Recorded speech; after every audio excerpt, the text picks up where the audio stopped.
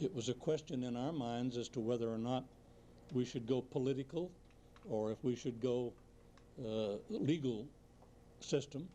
and we couldn't figure out how we could possibly beat them legally with all their federal money, their tax money that they could fight us, the lawyers that they could hire, and we were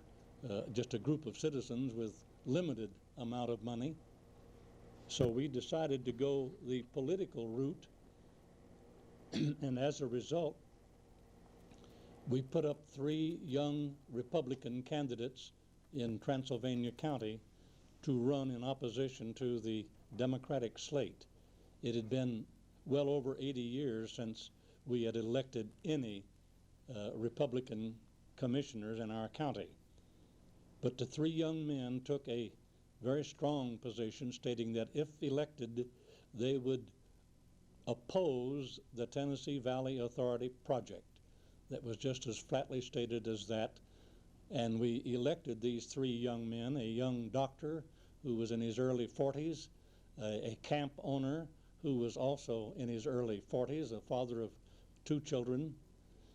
2 school children who turned out to be exceptional children, and a young school teacher in Rosman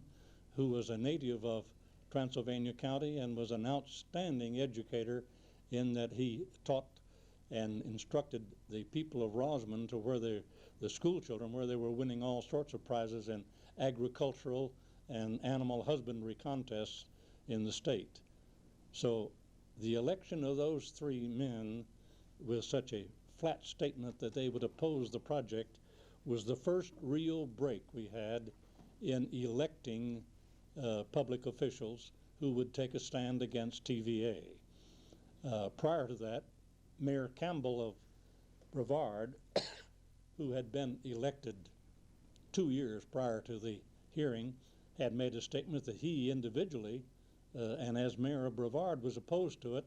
but that didn't carry too much weight because Brevard itself, the city, was not too much affected, and we had no actual impoundments in the vicinity. So the election of Ives, Folger, and Owen was the clincher that finally did TVA in, and 1 week